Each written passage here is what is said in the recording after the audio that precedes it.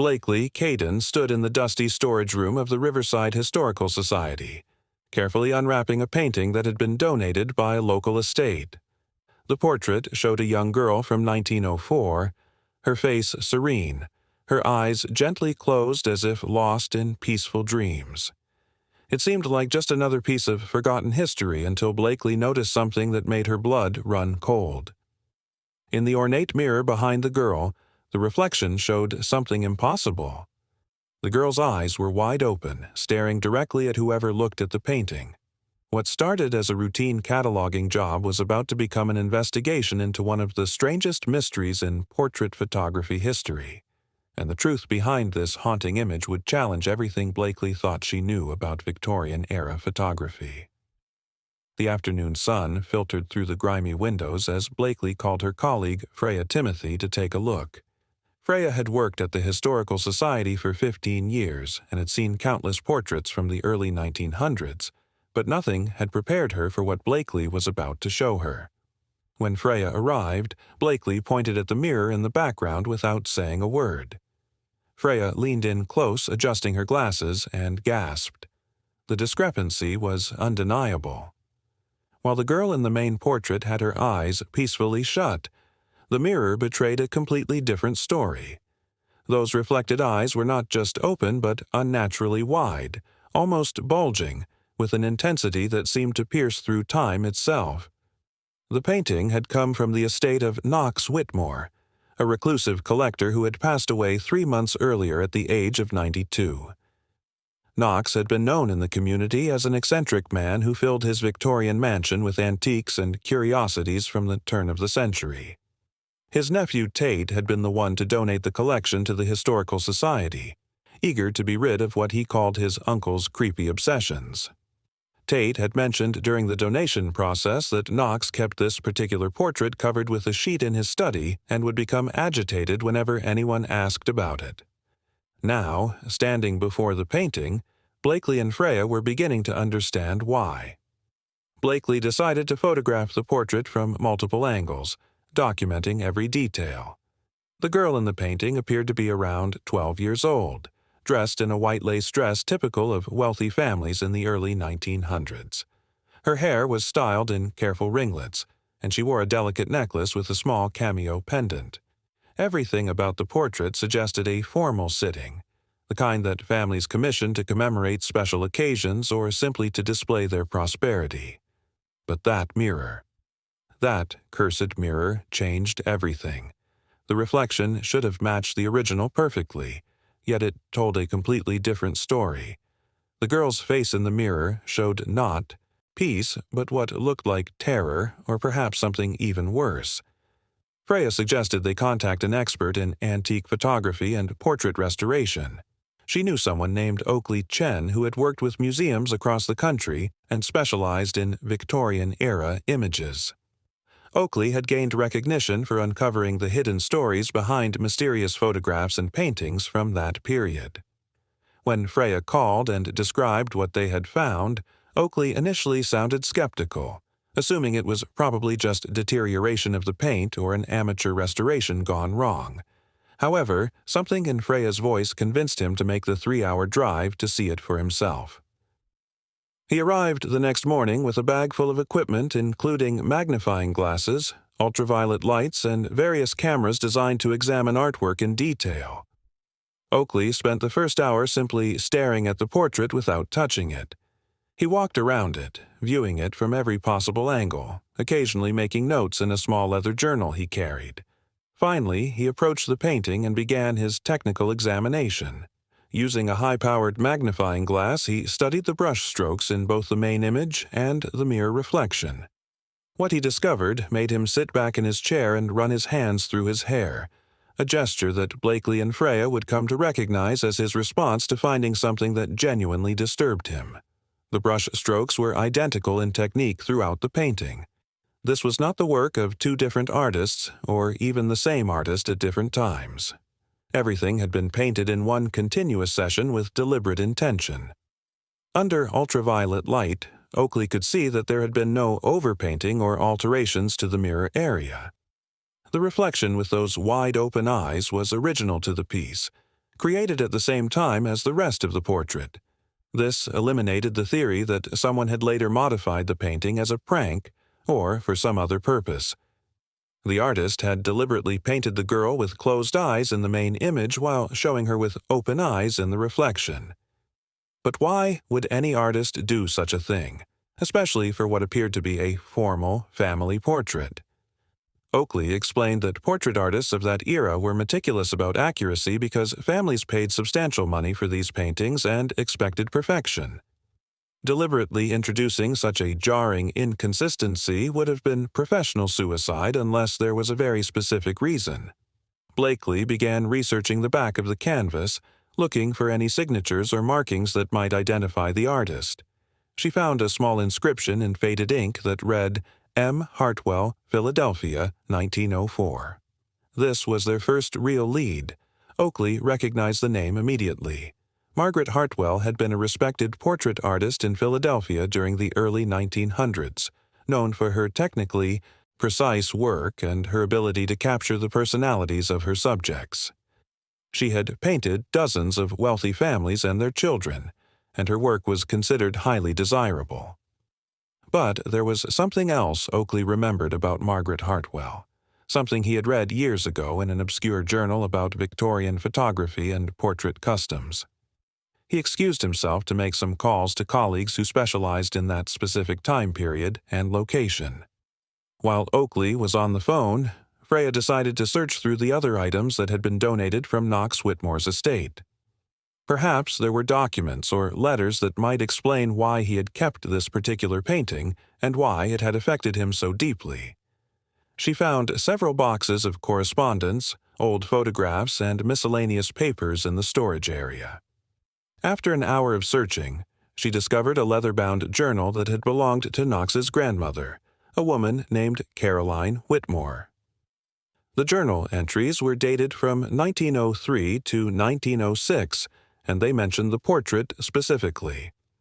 Caroline had written about commissioning a painting of her daughter, a girl named Elizabeth, who had died unexpectedly in 1904 at the age of 12. The journal entries became increasingly disturbing as Freya read further. Caroline described how Elizabeth had fallen ill with what doctors called brain fever, likely what would now be diagnosed as encephalitis or meningitis. The girl had suffered terribly, experiencing seizures and periods of delirium before finally succumbing to the illness. But here was where the story took an even darker turn. According to Caroline's journal, Elizabeth had been painted while she was sick, not after she had recovered. The family had commissioned the portrait knowing that their daughter might not survive, wanting to have one final image of her while she was still alive. The artist, Margaret Hartwell, had come to their home and painted Elizabeth in the parlor while the girl was in one of her rare calm periods. Caroline wrote that during the sitting, Elizabeth's condition would fluctuate. Sometimes she would appear peaceful with her eyes closed, seemingly asleep or resting calmly. Other times, her eyes would suddenly fly open and she would stare at nothing in particular with an intensity that frightened everyone in the room. The seizures would cause her eyes to widen dramatically, and she would remain frozen like that for minutes at a time. Caroline's journal described how Margaret Hartwell had witnessed one of these episodes during the painting session and had been deeply affected by it. The artist had seen both versions of Elizabeth, the peaceful sleeping child, and the girl with those terrified, wide-open eyes, and somehow she had captured both moments in the same portrait. When Oakley returned from his phone calls, Freya showed him the journal. His face grew pale as he read Caroline's descriptions. The pieces were falling into place in a way that was both fascinating and heartbreaking. Oakley explained what he had learned from his colleagues. Margaret Hartwell had been known among other artists of her time for what they called her memorial portraits, paintings created of people who were dying or had recently died. In the Victorian era, there was a tradition called post-mortem photography, where families would photograph deceased loved ones as a way of preserving their memory. Some artists, like Margaret, had extended this practice to painting, creating final portraits of individuals who were terminally ill. However, Margaret Hartwell had taken this tradition in an unusual direction. She believed that a portrait should capture the complete truth of a person, not just a single idealized moment. For dying patients, she would sometimes create what she called dual truth portraits, images that showed both the peace of rest and the struggle of illness.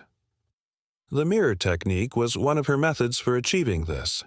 By showing different states in the main image versus the reflection, she created a complete documentation of what the person had experienced.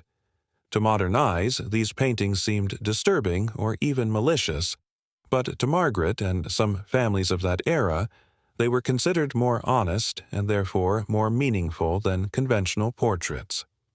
The question remained why Knox Whitmore had kept the painting covered and had seemed so disturbed by it.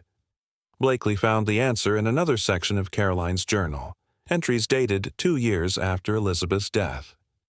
Caroline wrote about how she could no longer look at the portrait because it reminded her too vividly of her daughter's suffering. She described having nightmares where Elizabeth would stare at her with those wide-open eyes from the mirror, and she felt the painting was cursed. Eventually, Caroline had the portrait removed from the main house and stored in the attic.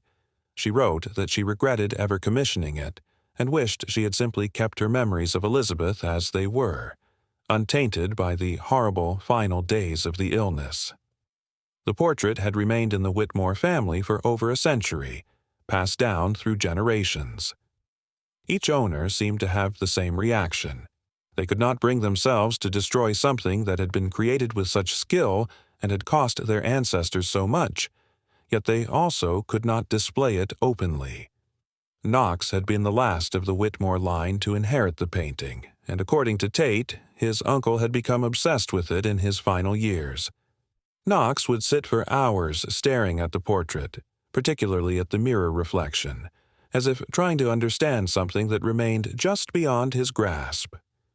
Tate had once asked his uncle why he did not just get rid of the painting if it bothered him so much. Knox had replied that someone needed to remember Elizabeth's truth, all of it, not just the pleasant parts. Oakley began researching other works by Margaret Hartwell to see if she had created similar dual truth portraits. He discovered that she had painted at least 15 other portraits using various techniques to show multiple aspects of her subjects. Some used split perspectives, others employed subtle background elements to suggest different emotional states, and several more used the mirror technique similar to Elizabeth's portrait.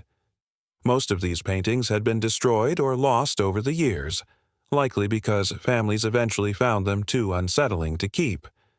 Only 3 other confirmed Hartwell dual truth portraits were known to still exist, all held in private collections whose owners refused to display them publicly.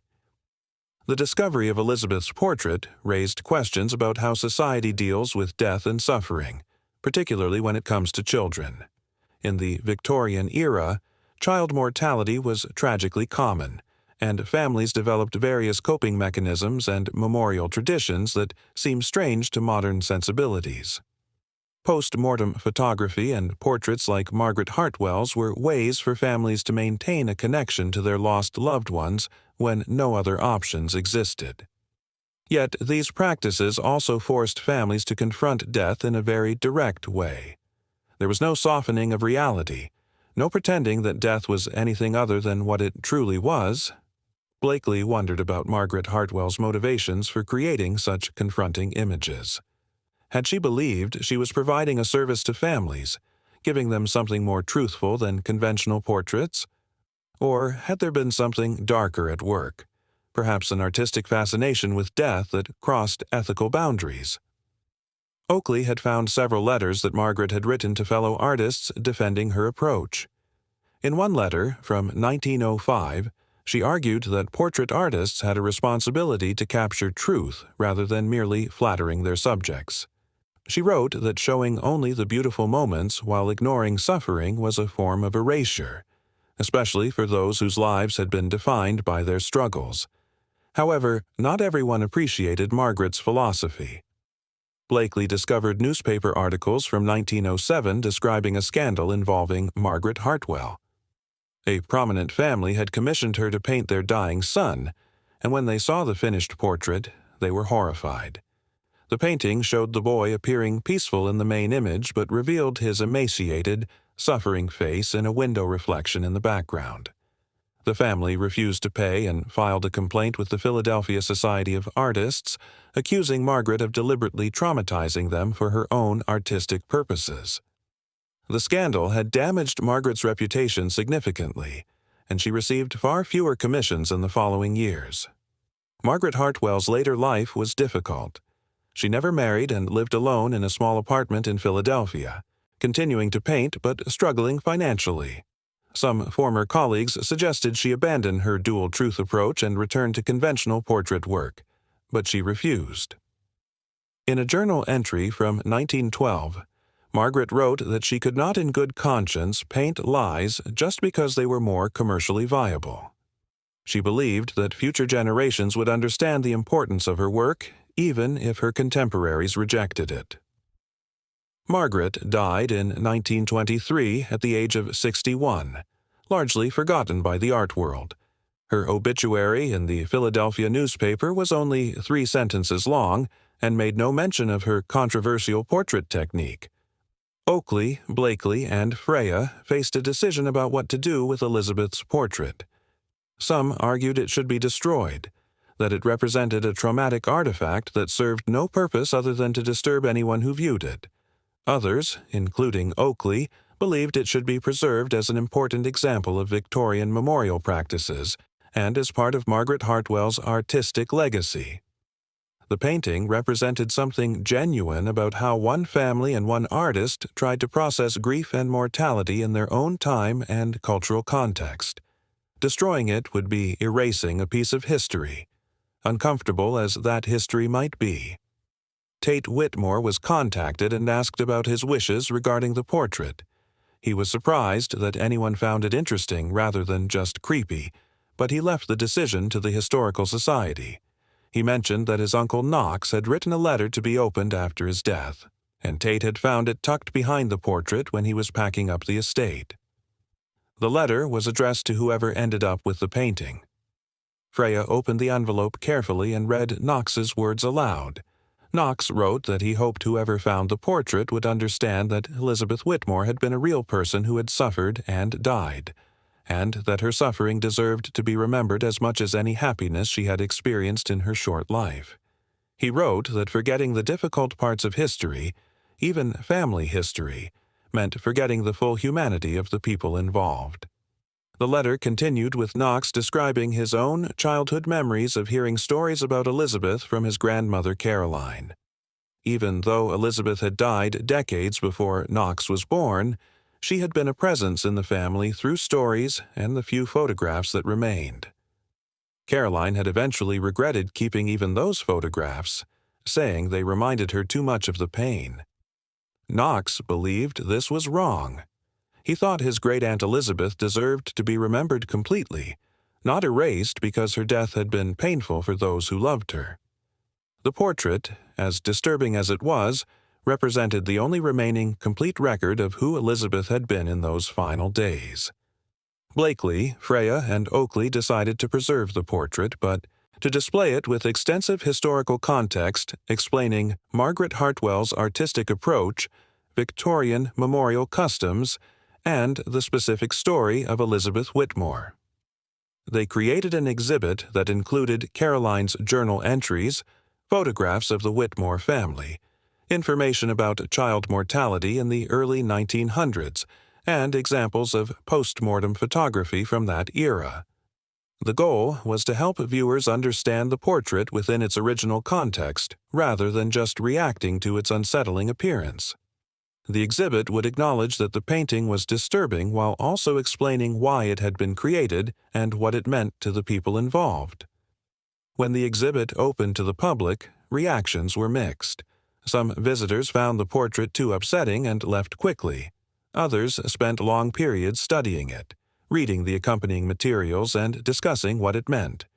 Several art historians praised the Historical Society for preserving and contextualizing such an unusual piece of Victorian memorial art.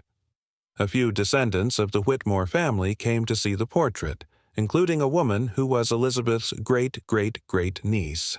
She stood in front of the painting for nearly 30 minutes without speaking, tears running down her face. When she finally turned away, she thanked Blakely for making sure Elizabeth was not forgotten. The portrait of Elizabeth Whitmore with its impossible mirror reflection had revealed itself to be not a supernatural mystery, but something perhaps more profound. It was evidence of how one family and one artist had tried to confront the unbearable reality of a child's death in an era when such deaths were common but no less devastating. Margaret Hartwell's controversial technique had created a document that refused to look away from suffering, that insisted on acknowledging both peace and pain as equally real and equally deserving of remembrance. The painting was uncomfortable because death and suffering are uncomfortable, especially when they involve children, and especially when we are forced to look at them directly rather than through the softening lens of time and sentiment. Blakely often thought about Knox Whitmore sitting alone in his study, staring at the portrait of a girl who had died more than a century ago, a girl he had never met, but who was family nonetheless. She understood now what had drawn him to keep returning to that painting despite how it disturbed him. In those wide-open reflected eyes, he saw a truth that most people wanted to ignore, that suffering and death were part of the human experience, and that forgetting them meant forgetting part of what it meant to be human. The portrait was not haunted by ghosts but by memory, by the persistence of one girl's experience across generations, demanding to be acknowledged. The story of the portrait spread through social media and art history circles, bringing new attention to Margaret Hartwell's work and Victorian memorial practices. Several museums reached out to the Historical Society asking to borrow the painting for their own exhibits. Academic papers were written analyzing Hartwell's dual truth technique and its relationship to other Victorian death customs. What had started as a startling discovery in a dusty storage room had become a gateway to understanding a forgotten aspect of how previous generations dealt with mortality. The painting that families had hidden away for over a century was now teaching new lessons about art, grief, and the complicated ways humans try to remember their dead. Today, Elizabeth Whitmore's portrait remains at the Riverside Historical Society, still unsettling viewers with its impossible reflection. The exhibit that surrounds it continues to grow as researchers discover more information about Margaret Hartwell, the Whitmore family, and Victorian memorial customs. Blakely leads tours through the exhibit several times a week, always watching visitors' faces as they first notice the discrepancy between the sleeping girl and her wide-eyed reflection. She has learned to recognize the moment when understanding replaces confusion, when people realize they are not looking at a trick or a ghost story, but at a genuine artifact of how families once tried to capture every aspect of their loved ones before death took them away forever.